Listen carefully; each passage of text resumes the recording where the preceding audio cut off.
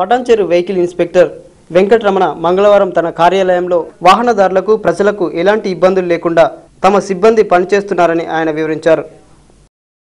అందులో భాగంగా మన మెదక్ జిల్లాకు సంగారెడ్డి మరియు పటాన్చెరు, సిద్దిపేట, మెదక్ టౌన్ ఈ అన్ని ఆర్టీఓ ఆఫీసులు ఉన్నాయి. అందులో మనకు TS15 EC అనే సిరీస్ అలాట్ అయింది.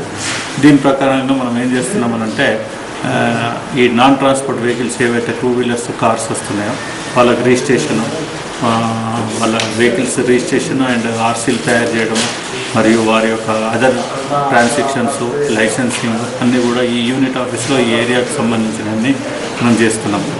అండ్ ఇందులో భాగంగా మనం ఏం చేస్తున్నామని అంటే ప్రజలకు సౌకర్యార్థం ఉండటానికి వాళ్ళు ఓనర్ వచ్చేసి ఆయన పని ఏదైనా కానీ వెబ్సైట్లో చూసుకొని ఫామ్స్ డౌన్లోడ్ చేసుకొని మరియు ఆ వ్యక్తి యొక్క పర్సనల్ పని ఏదైతే ఆర్టీ ఆఫీస్ నుండి ఉందో మిడిల్ మెన్ లేకుండా డైరెక్ట్ వచ్చి చేసుకునేటట్టు మేము సాధ్యమైనంత వరకు అన్ని సౌకర్యాలు కల్పిస్తున్నాము. ఇక్కడ కూడా వెబ్సైట్లో వెళ్ళేసి వాళ్ళు స్లాట్ బుక్ చేసుకొని డ్రైవింగ్ లైసెన్స్ కానీ, లర్నింగ్ లైసెన్స్ కానీ, date of birth, address proof తీసుకుని వచ్చేసి వాళ్ళు అపియర్ అయిపోయి లైసెన్సింగ్ తీసుకోబడుతున్నది.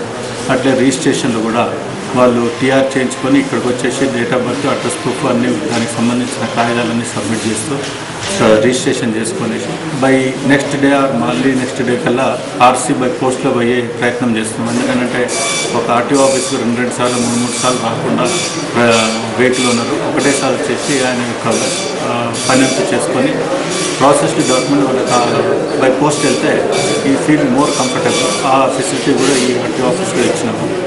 అలాగే నెంబర్ రిజర్వేషన్ కానీ, డ్రైవింగ్ లైసెన్స్ రెన్యువల్స్ కానీ, తర్వాత ట్రాన్స్పోర్ట్ వెహికల్ ఫిట్నెస్లు కానీ అన్ని సిస్టమేటిక్గా ఒక ప్రొసీజర్లు మేము చేస్తున్నాము.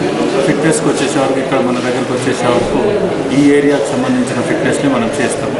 ఆ ఫిట్నెస్లలో భాగంగా రేడియం స్టిక్కర్స్ కానీ ముందు వెనకాల సైడ్లో, ఎందుకనంటే రాత్రిపూట వెహికల్ ఎక్కడ పెట్టినా టక్మని కనబడటానికి ఈజీగా ఉండి యాక్సిడెంట్స్ కాకుండా ఉండటానికి ఈ విధంగా రేడియం స్టిక్కర్స్ మనం కంపల్సరీ చేస్తున్నాము.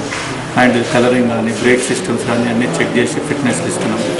మనకు ఈ స్టాటిస్టిక్స్ తీసుకుంటే మన దగ్గర ఒక 3 years నుండి యాక్సిడెంట్స్ గ్రాఫ్ తగ్గిపోయింది. అంటే మనం ఫిట్నెస్లో తీసుకునే స్ట్రిక్ట్ ఇన్స్ట్రక్షన్స్ మూలంగా వాళ్ళకు వెహికల్స్ వాళ్ళు కూడా అదే విధంగా గవర్నమెంట్ నామ్స్ ప్రకారం తయారు చేసుకునేసి యాక్సిడెంట్స్ తక్కువ కావడానికి ఏవైతే ఉంటాయో రేడియం స్టిక్కర్స్ కానీ, కలరింగ్ కానీ ఇవన్నీ కూడా చూపిస్తున్నాము. వాటి రిజల్ట్ ఆ విధంగా ఉంది. అట్లే స్కూల్ బస్సెస్ కూడా మనం ఒక ప్రొసీజర్లు ఎవ్రీ May 15th చేస్తాము. అందులో భాగంగా GO 35 ప్రకారం ఆన్లైన్ నామ్స్ ఉన్నవి స్కూల్ బస్సులు నడవాలనేది కాన్సెప్ట్.